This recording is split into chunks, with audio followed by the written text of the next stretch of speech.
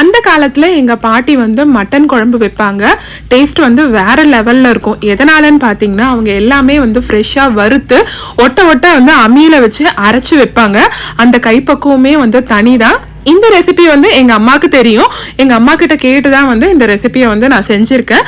Taste சூப்பரா இருந்தது. அதை தான் இன்னைக்கு நான் உங்களோட பகிர்ந்திருக்கேன். இது மட்டனுக்கு மட்டும் இல்ல, சிக்கனுக்கும் இதே மாதிரி வந்து செஞ்சுக்கலாம்.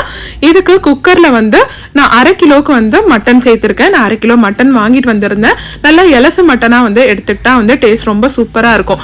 மட்டனை நல்லா 3-4 முறை நல்லா வாஷ் பண்ணிட்டு குக்கர்ல சேர்த்துக்கிட்டு 1/4 டீஸ்பூன் போல மஞ்சத்தூள், 1 டேபிள் ஸ்பூன் இஞ்சி பூண்டு விழுது, ஒரு 2-3 கிளாஸ் அளவுக்கு வந்து தண்ணி சேர்த்துக்கிட்டு தேவையான அளவுக்கு உப்பு சேர்த்து எல்லாத்தையும் வந்து நல்லா வந்து கிளறி விட்டு குக்கரை க்ளோஸ் பண்ணிட்டு ஒரு 6-7 விசில் போல விட்டு எடுத்திருக்கேன். கொஞ்சம் முத்தன ஆடா இருந்தா 10 விசில் போல வந்து விட்டு எடுத்துக்கோங்க.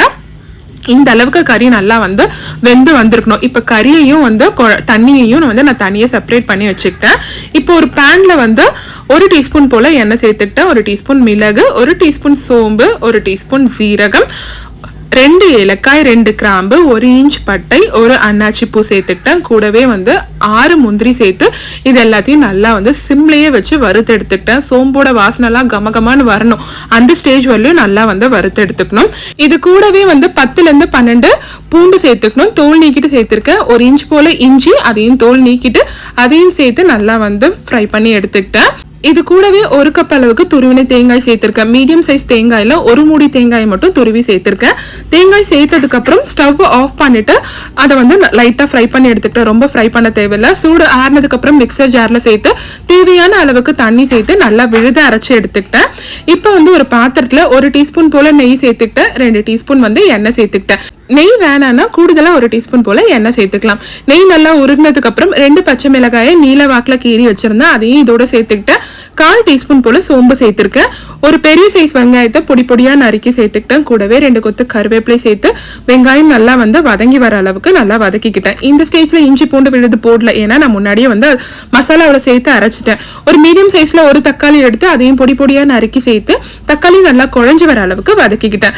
இப்போ வந்து மட்டனை வந்து நான் தனியே பிரிச்சு வச்சிருந்தேன். தண்ணி வந்து வேற பாத்திரத்துல வச்சிருந்தேன். மட்டனை இதோட சேர்த்துக்கிட்டேன். 1/4 டீஸ்பூன் போல மஞ்சத்தூள் சேர்த்துக்கிட்டேன். மட்டன் வேக வைக்கும் போதே நம்ம உப்பு போட்டு இருந்ததுனால இதுல கொஞ்சமா வந்து உப்பு சேர்த்துக்கிட்டேன்.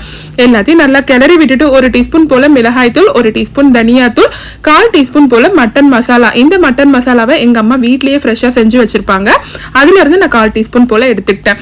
இது எல்லாத்தையும் நல்லா வந்து கிளறி விட்டுட்டு இது கூடவே வந்து 1 கைப்பிடி அளவுக்கு கொத்தமல்லி, 1 கைப்பிடி அளவுக்கு புதினா நல்லா வாஷ் பண்ணிட்டு சேர்த்துக்கிட்டேன். இது எல்லாத்தையும் நல்லா வந்து கிளறி விட்டுடலாம்.